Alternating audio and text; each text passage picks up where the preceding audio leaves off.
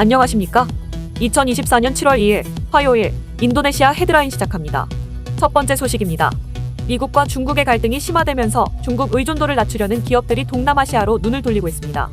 동남아시아는 풍부한 자원, 저렴한 노동력, 지리적 이점 등 다양한 매력을 갖추고 있어 차이나 플러스 원 전략의 최적지로 평가받고 있습니다. 참고로 차이나 플러스 원 전략은 중국 외 다른 국가에도 생산기지를 확보하여 공급망 위험을 분산하는 전략입니다.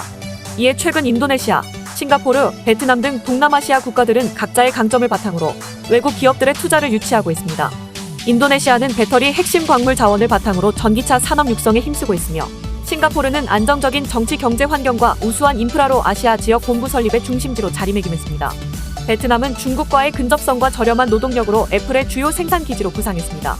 특히 동남아시아는 젊고 풍부한 노동력, 성장 잠재력이 높은 시장 등 다양한 강점을 갖추고 있어 차이나 플러스 원 전략의 중심지로 성장할 가능성이 높습니다. 동남아시아 국가들이 지속적으로 노력한다면 글로벌 공급망 재편의 핵심 지역으로 부상할 것으로 기대되고 있습니다. 다음 소식입니다. 스리 무랴니 인도네시아 재무장관은 5월 주정부 수입이 전년 동기 대비 7.1% 감소했다고 밝혔습니다. 이는 주요 수출 상품 가격의 하락으로 인한 것입니다. 장관에 따르면 5월 정부는 세금, 비세원, 관세 및 소비세에서 1조 1200억 루피아의 세수를 거둬들였으며 반면 5월 지출은 14% 증가한 1조 1400억 루피아로 올해 국가 예산의 34.4%를 차지했습니다. 이로 인해 5월의 GDP의 0.1%로 올해 첫 적자를 기록했습니다. 장관은 엘니뇨로 인한 식품 가격 상승 영향을 완화하기 위한 사회 지원 지출 증가가 주된 요인이라고 말했습니다. 세계은행은 이러한 지출 증가로 인해 2024년 인도네시아의 예산 적자가 GDP의 2.5%까지 늘어날 것으로 전망했습니다. 인도네시아 정부는 재정 건전성 유지를 위해 노력하고 있지만 대내외 경제 여건 악화로 인한 어려움을 겪고 있는 것으로 보입니다. 다음 소식입니다. 인도네시아 하원과 지방의회 의원 중 3분의 1 이상이 온라인 도박에 빠져 있는 것으로 확인되었습니다. 인도네시아 금융거래보고 분석센터 국장은 하원 3위원회 회의에서 하원과 지방의회 의원 1000명 이상이 온라인 도박을 하고 있다고 밝혔습니다. 이는 전체 의원의 35%를 넘는 수치입니다. 의원들의 도박 횟수는 6만 3천 건을 넘었고 총 금액은 250억 루피아에 달하는 것으로 나타났습니다.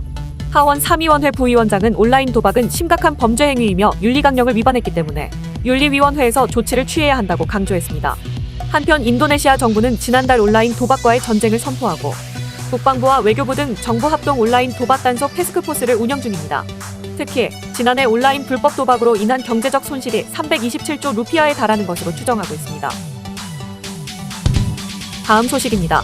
인도네시아 이민국이 발리의 한 빌라에서 사이버 범죄를 저지른 것으로 의심되는 외국인 100여 명을 체포했습니다. 지난 26일 인도네시아 이민국은 발리 타바난에 있는 한 빌라에 외국인 100여 명이 모여 불법 행위를 저지르고 있다는 정보를 입수하고 체포 작전을 펼쳤습니다. 이민국 직원들은 해당 빌라를 급습하여 여성 12명과 남성 91명 등 총 103명의 외국인을 적절한 체류 허가를 받지 않은 혐의로 체포했습니다. 체포된 외국인 중 14명이 대만 국적이었으며 나머지 사람들의 신원은 확인 중이라고 이민국은 밝혔습니다. 이민국 집행국장은 이들을 우선 체류 허가 남용 혐의로 체포했으며 현장에서 발견된 컴퓨터와 휴대전화 등을 토대로 불법 온라인 도박 등 사이버 범죄 혐의도 조사 중이라고 설명했습니다. 다음 소식입니다. 인도네시아에서 사이버 공격으로 인한 혼란이 지속되고 있습니다. 인도네시아 정보통신부는 사이버 공격으로 인해 이민국 서비스가 중단되는 등 44개 정부 기관이 랜섬웨어 공격의 표적이 되었다고 밝혔습니다. 현재 5개 기관의 데이터는 복구되었지만 39개 기관의 데이터는 아직 복구되지 않은 상태이며 이달 말까지 18개 정부 기관의 데이터가 복구될 것으로 예상된다고 설명했습니다. 이어 정부는 8월 둘째 주까지 완전한 복구를 목표로 하고 있다고 밝혔습니다. 이번 공격의 배후로는 세계 최대 랜섬웨어 해커 집단 록빗이 지목되고 있습니다. 해커 측은 800만 달러를 요구했지만 인도네시아 정부는 이를 거절한 상태입니다. 그 결과 공항의 자동 출입국 심사 시스템 정제, 여권 발급 지연, 저소득층 학생 지원 프로그램 다운 등 곳곳에서 문제가 발생하고 있으며 또한 개인정보 유출에 대한 우려도 커지고 있습니다.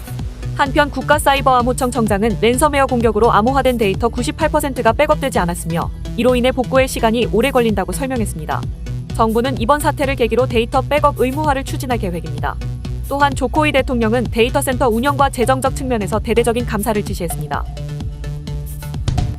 다음 소식입니다. 대웅제약이 인도네시아 보고르 농업대학교와 영장류 연구 관련 공동연구협력 협약을 체결하였습니다. 이를 통해 전임상 단계의 경쟁력을 높이고 신약 개발에 기여할 것으로 기대되고 있습니다. 구체적인 협력 사항으로는 영장류 전문연구소 설립, 영장류 연구를 통한 의약품 의료기기 상업화, 우수 인재 성장 지원 등입니다. 특히 영장류 전문 연구소 설립은 사람과 유사한 자연 발생 질환을 보유하는 영장류를 대상으로 한 연구를 통해 전임상 결과의 신뢰성을 높이는 데 의의가 있습니다. 이스칸다르 부총장은 보고르 농업대학교는 여러 국제연구 협력을 통하여 성장을 지속해온 인도네시아에서 최고의 영장류 연구 역량을 가진 기관이라며 연구소를 함께 설립해 인재 성장을 추진할 대웅제약과는 이전 다른 협력 사례보다 더 높은 가치를 창출할 수 있을 것이라고 기대감을 표했습니다. 대웅제약 박성수 대표는 인도네시아 국민의 삶의 질 향상을 위해 공헌해온 대웅제약이 인도네시아를 대표하는 대학과 업무 협약을 체결하게 돼 매우 뜻깊게 생각한다며 향후 협력 관계를 공고히 해 대웅제약의 신약 개발과 인도네시아 제약 바이오 산업의 성장이 함께 이뤄질 수 있도록 노력하겠다고 말했습니다. 다음 소식입니다. 2차 전지 전문 제조업체인 SL파워가 인도네시아 다르마 그룹 폴리메탈사와 배터리팩 및 충전기 개발을 위한 업무 협약을 체결했습니다. 인도네시아 상장 회사인 다르마 그룹은 혼다 모터사이클 부품을 주로 생산하고 납품하는 회사로 2023년 매출액 4,500억 원, 그룹 전체 매출액은 약 14조 원에 달합니다. 이번 MOU 체결로 SL파워는 인도네시아 현지 생산 전기 이륜차용 배터리팩과 직접 충전기 개발에 나서게 되며 2025년 10만 대, 2030년 100만 대의 모터사이클의 배터리팩과 직접 충전기를 공급하게 됩니다. 특히 이번 MOU는 다르마 그룹에서 한국 2차 전지 전문업체인 SL파워에 협업 요청을 해와 체결되었습니다. 향후 SL파워와 다르마 그룹의 협력이 인도네시아 전기 이륜차 시장 확대에 기여할 것으로 기대되고 있습니다. 시청해주셔서 감사합니다. 다음 시간에 뵙겠습니다.